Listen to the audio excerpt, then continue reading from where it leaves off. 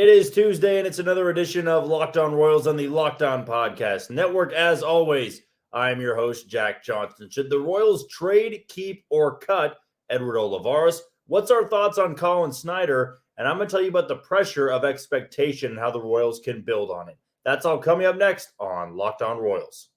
You are Locked On Royals, your daily Kansas City Royals podcast. Part of the Locked On Podcast Network, your team every day.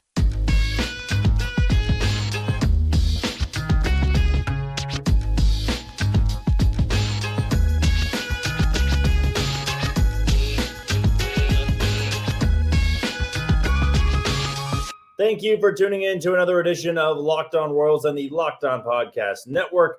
I'm your host, Jack Johnson. You can follow me on Twitter at JohnnyJ_15. That's at JOHNYJ_15. And you can catch all of these episodes on wherever you get your podcast. That can be Spotify, Apple Podcasts, Amazon Music, Google Podcasts, and on YouTube. Just be sure to hit that follow button and subscribe. And with those podcasting episodes, be sure to leave a review. Rate how well you like this podcast. Share it with other people. Let's see if they like it or they don't like it. I mean, we're all for trying to better ourselves here on the Locked On Podcast Network. And the only way I can do that is if we get some feedback. So not just YouTube. I mean, we're doing a great job on YouTube. We're over 500 subscribers at this point, shooting for now 100 subscribers a month. Let's try to do the same thing for following on these podcasting websites and leave a review. I think on Spotify, a lot of people have done a great job on leaving remarks, and I try to build on that. It makes the podcast better, and we really want to build this thing up heading into 2024 and what should be a very exciting offseason for the Kansas City Royals. If this is your first ever episode tuning in, of course, welcome in. And my name is Jack Johnson, as I already told you, and I'm a lifelong Royals fan, as I'm sure you are, with tuning in to this podcast episode. I now work in Kansas City at Sports Radio 810 WHB. I've got a morning show daily on ESPN Kansas City. And then once a week, I do have a night show on Sports Radio 810 WHB. I actually just came from hosting that night show 7 to 10 p.m., usually on Tuesdays and on Wednesdays. But if you follow 810 or you follow me on Twitter, pretty easy to find which day I will be broadcasting on. Now, the Royals tonight lost 6-3 at the hands of the Detroit Tigers. It snapped their 7-game winning streak.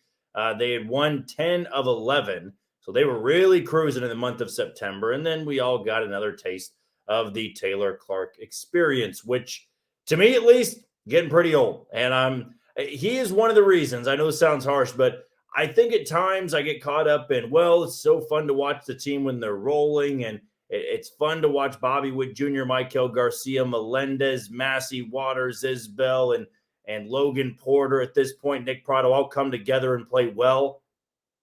But sometimes the guys that have stuck around too long, they make me excited for the offseason because some roster turnover is going to happen. But this podcast episode is not to hammer Taylor Clark. I don't think I should get worked up about a guy who I knew exactly what was going to happen when he came into the game. I think we all did. I mean, before the Bally Sports scoreboard could pop up, Akil Baddoo hit one 570 feet to right center field, and then Parker Meadows did the same exact thing right after that.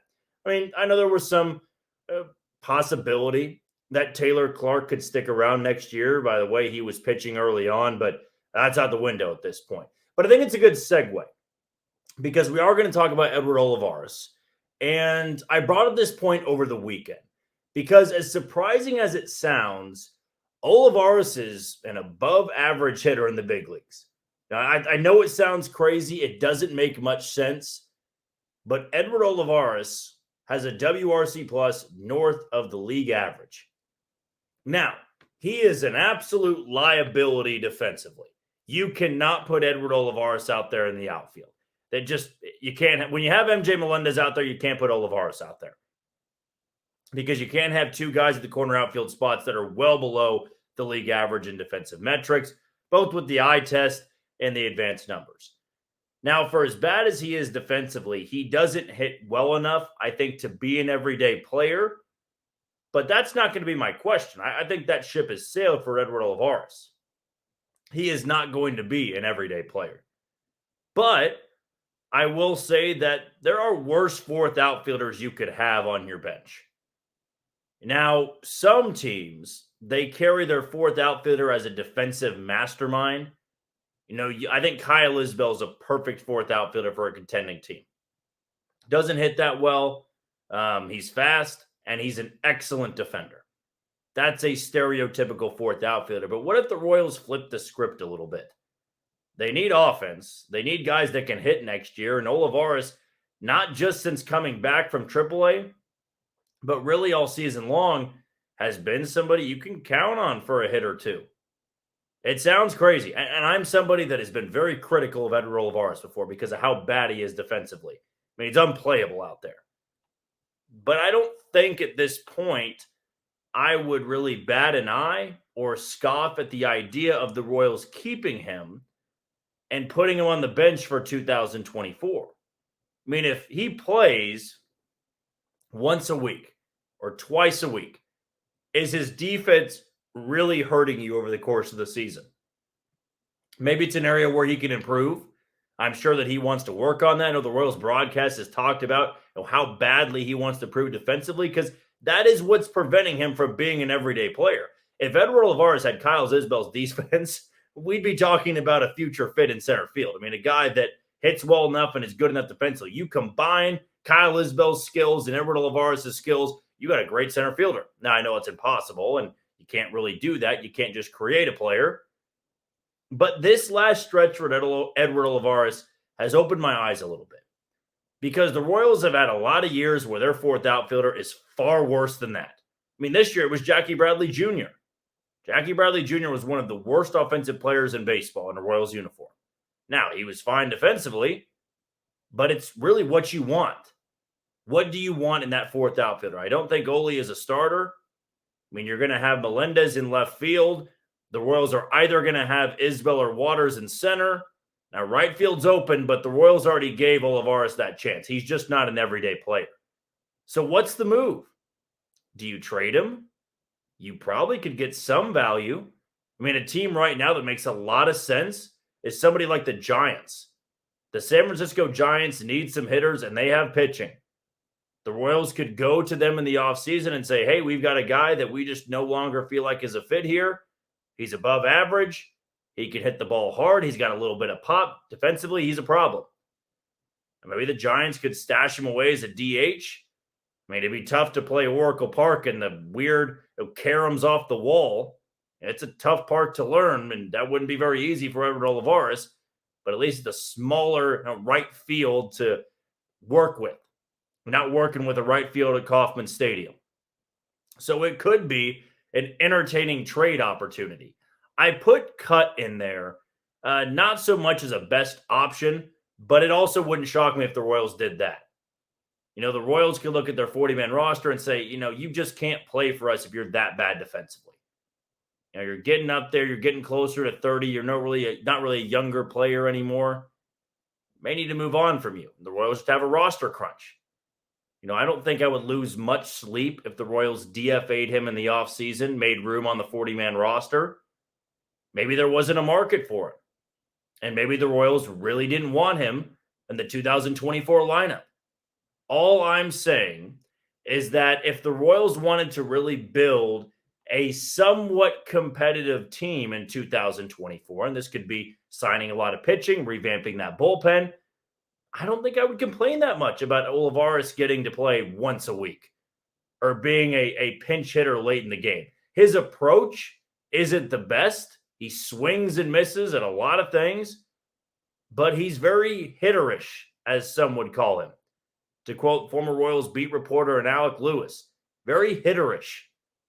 I think I can see that in Olivares.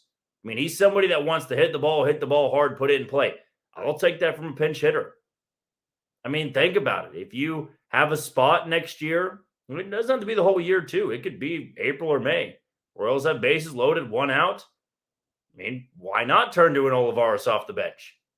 Just saying it's something to consider. I think about a month ago I was just move on from him. But the advanced numbers would tell you, and the WRC Plus would tell you, he's a little bit above league average. As a fourth outfielder, wouldn't you take that? Now, I got a lot of comments on that Twitter post. You can follow me on Twitter at JohnnyJ_15. A lot of people did not agree with that. You're done with Oli. Some people said, hey, let's trade him. I think I might be the only one saying maybe you should hang on to him as a fourth outfielder. I'm all right being in the minority, though. You disagree? You have a different opinion? Let me know on Twitter. Just told you the username. Or let me know on YouTube. I try my best to get all of the comments. I apologize. I've been a little bit lazy on that. Been really busy and caught up at work, but I'll try my best to respond to every single comment or react to any comment that you guys give me on that YouTube page. Okay, the next thing we're going to talk about is another potential fit for 2024, but let's go over the bullpen and not so much with the lineup.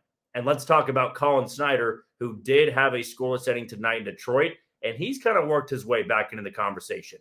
We'll talk Snider next on Locked On Royals. You are tuned into Locked On Royals on the Locked On Podcast Network. I'm your host, Jack Johnson. You can follow me on Twitter at JohnnyJ_15. That's at JOHNYJ_15. Before we go any further, let's give a shout out to one of today's other title sponsors in LinkedIn Sales. Right now, you can try LinkedIn Sales Navigator and get a 60-day free trial at linkedin.com/lockedon. That is linkedin.com/lockedon for a 60-day free trial. Let LinkedIn Sales Navigator help you sell like a superstar today. Just go to linkedin.com/lockedon and get started with LinkedIn Sales. This Royals bullpen has had a pretty good September. I think we've all known that. We've seen that. If you've kept up with the Royals this long, you feel pretty good about the Royals bullpen when they take over for a starter. Now, tonight, a different story. Anthony Veneziano made his major league debut. The stuff looks pretty good. He's sitting 95, 96, pretty good slider, good change, but command was an issue, and Michael Massey had a very costly error that then extended the inning, and Spencer Torkelson had the 2-run double to take that win away from Zach Greinke, who now has not had a road win in a Royals uniform since 2010. And he likely will end that way, not getting a road win with the Royals since coming back for his second time in Kansas City. And then Taylor Clark took the bump, and that was it after that. There wasn't much to celebrate with this bullpen. But Collin Snider was sandwiched in between. After Veneziano gave it the 2-run double, finished out that inning, here came Collin Snider. And Snider's been used in some big roles this year, more specifically in the second half. And I've always been so curious about Collin Snider. If you can remember last year, Collin Snider was the team's best bullpen arm in April. I mean, he really came out of nowhere. We had heard about him in spring training. I had seen him a few times in spring training. I thought, man, this is a guy that has a power sinker. 95, 96, 97, something you should really consider. And a wipeout slider. A later round pick out of Vanderbilt, a college program that always pumps out pitching. So I'm not going to complain about giving somebody from Vanderbilt a shot in this rotation or in this bullpen.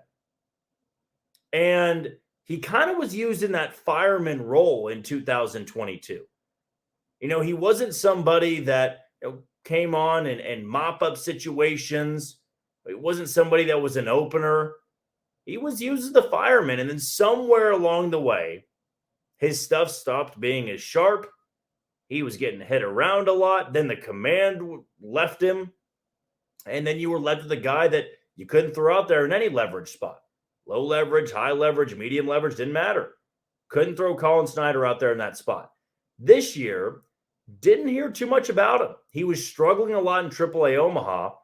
Had a chance to come back up to Kansas City. Stuff didn't look good. A sinker velo was down. And then he had that one outing in game one of the doubleheader, very beginning of the second half against Tampa, when he threw 13 consecutive balls. He walked the bases loaded without throwing a strike. And I'm going, I don't care what level you're at. That is inexcusable. That is an embarrassment on the franchise, on yourself, to the uniform. It sounds harsh, but you're in the big leagues.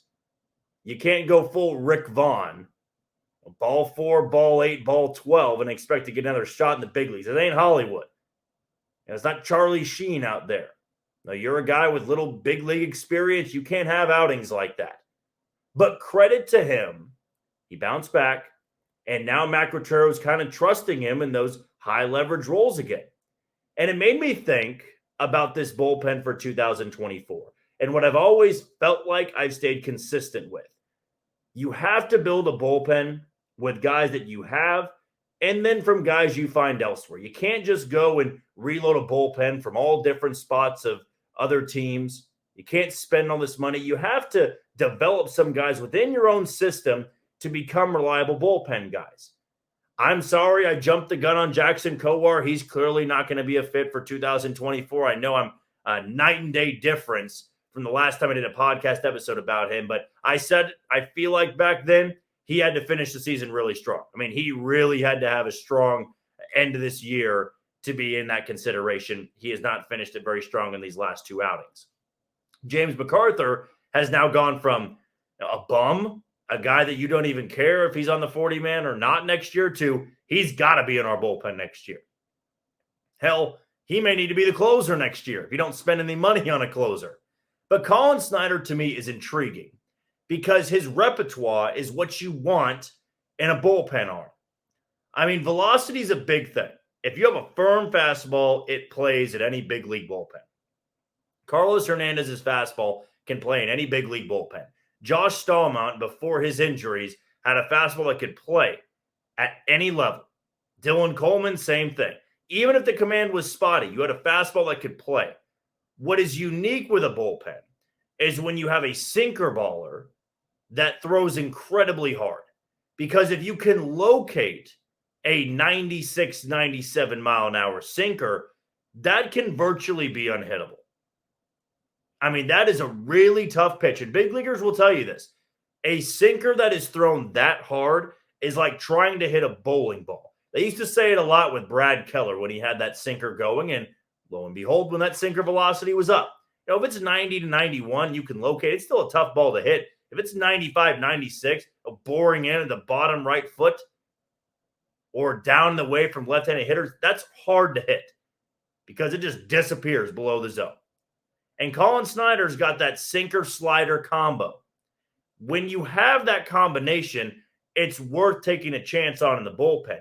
And I think we're finally starting to see Collin Snider find himself again. Now, I'm not going to say he was perfect tonight. Command was not there. He got lucky a few times, and he was upset with himself.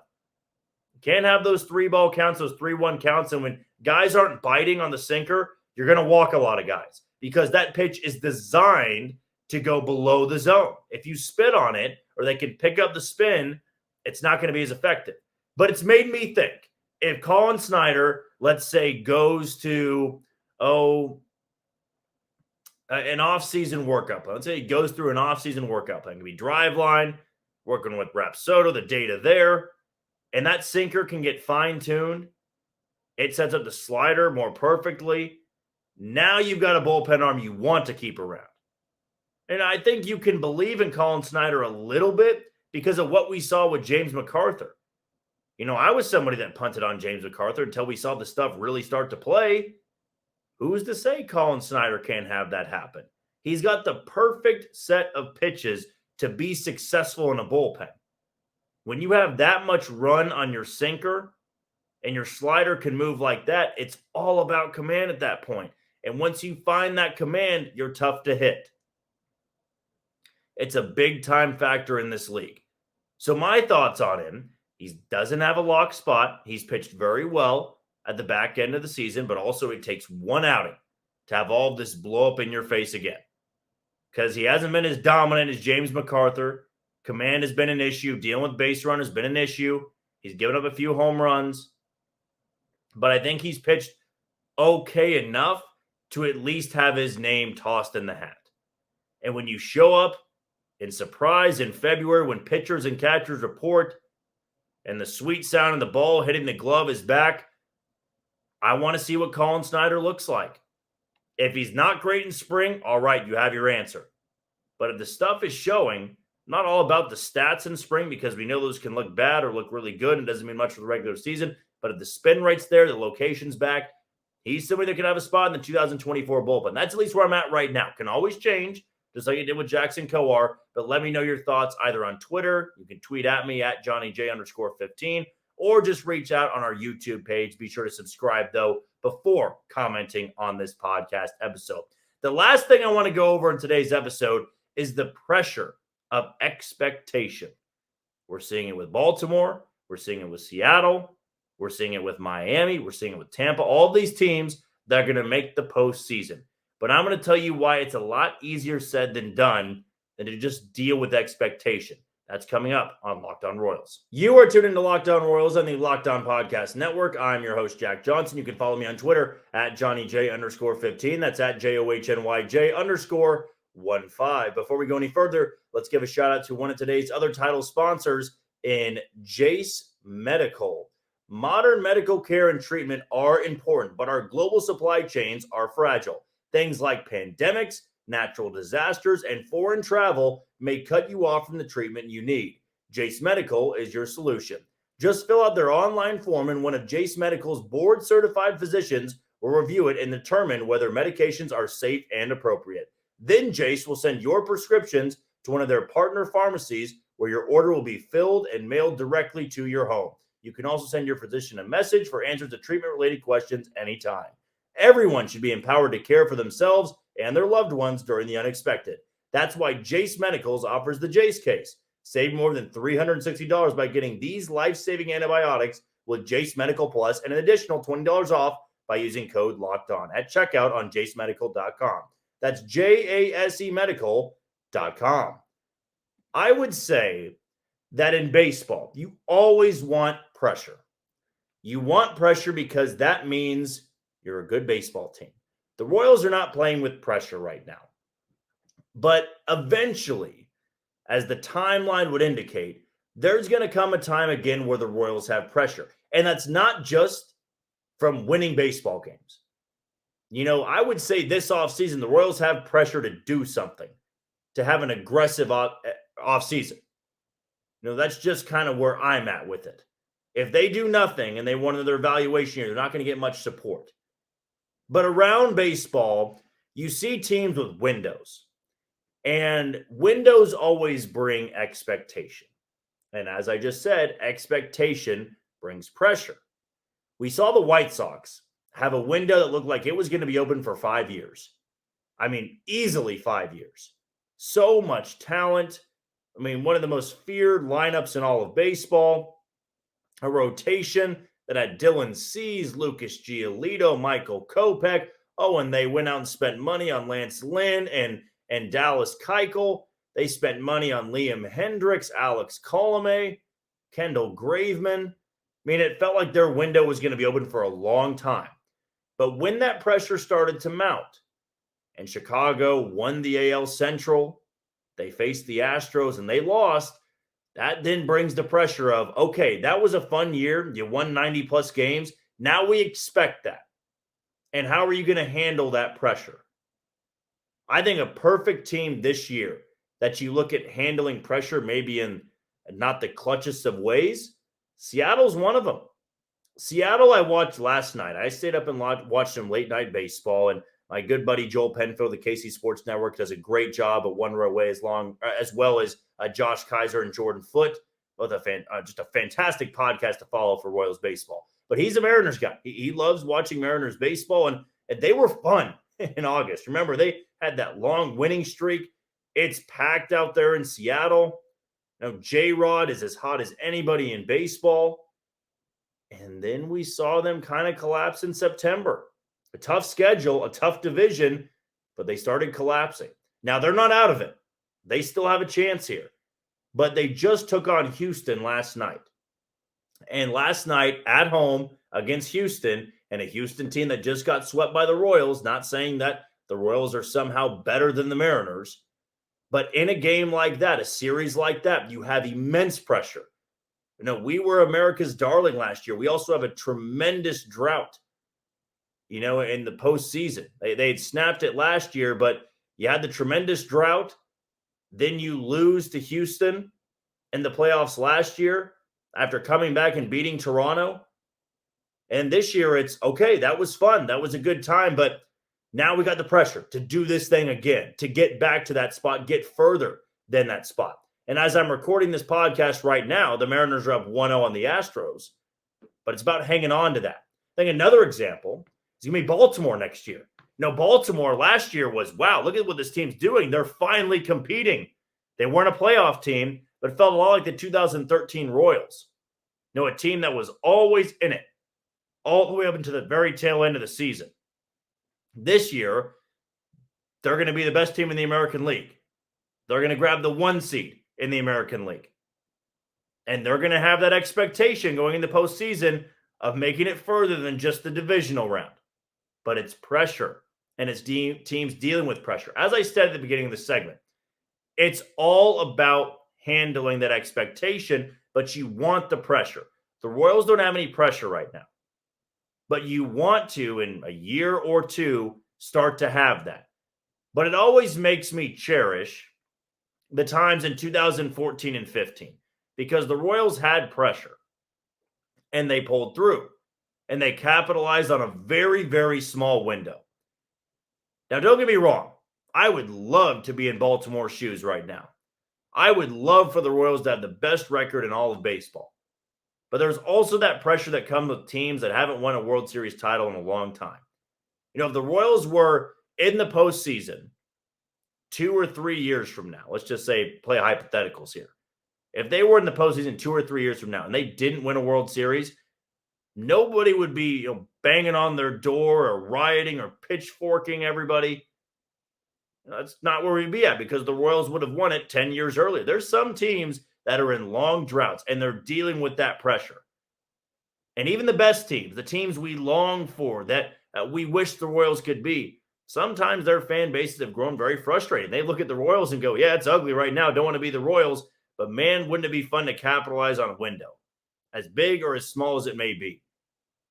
That's what makes baseball great, is that you have that pressure. If you're a small market team, you have that pressure for such a small time. There is going to be a time again where Seattle's not very good. There's going to be a time again where Baltimore's not very good again. There's going to be a time where Pittsburgh's really good and then not very good again. And the Royals, there's going to be a time that they will be good again and then not very good. It's the way small market ball works. But when you have that pressure and that expectation, what are you going to do with it? And I wanted to touch on this segment because we're heading into postseason ball, and there's going to be some teams in there that have not been in the postseason for a long, long time. Baltimore is going to be in it. Texas is going to be in it. Who knows if Seattle squeaks in? Oh, the Brewers once again having that expectation. The Cubbies have a fighting chance. Hell, the Marlins have a chance.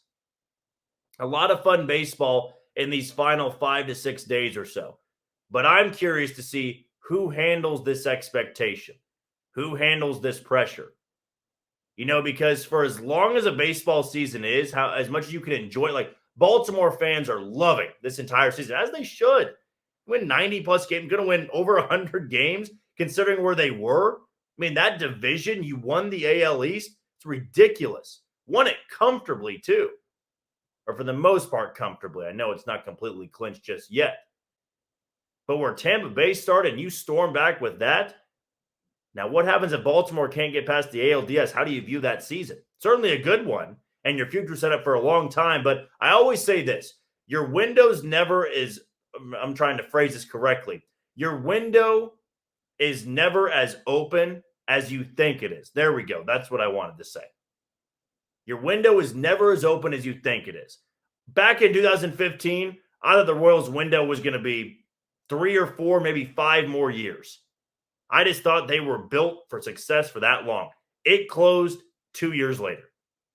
You may think all those prospects are going to hit. Everybody's going to have great second, third, and fourth years. It's about capitalizing now. Baltimore's got the pressure of capitalizing now. Even Texas has the pressure because they spent all that money. The Brewers have the pressure now. The only team that doesn't have a lot of pressure is Houston. And I know they have pressure of making it to the postseason, but they've won a couple of World Series in the last few years. They are not in a must-win scenario. Even Atlanta, as good as they've been, they're not in a must-win spot. They just won it 2 years ago. But we'll see. October baseball is right around the corner. Pressure is here. Who's going to handle that pressure and climb to the top and win either another World Series, win their first World Series in a long time? We'll see. We'll see. All we know is right now the Royals aren't playing with much pressure, but we all hope, at least if you're listening to this podcast, some point in the near future, that pressure is going to come back to Kansas City. Well, that's going to do it for another edition of Locked On Royals on the Locked On Podcast Network. I've been your host, Jack Johnson. You can follow me on Twitter at JohnnyJ_15. That's at JOHNYJ_15. And be sure to catch all these episodes on wherever you get your podcast. That's Spotify, Apple Podcasts, Amazon Music, Google Podcasts, and on YouTube. Just be sure to hit that follow button and subscribe. But until tomorrow, you take it easy, Kansas City.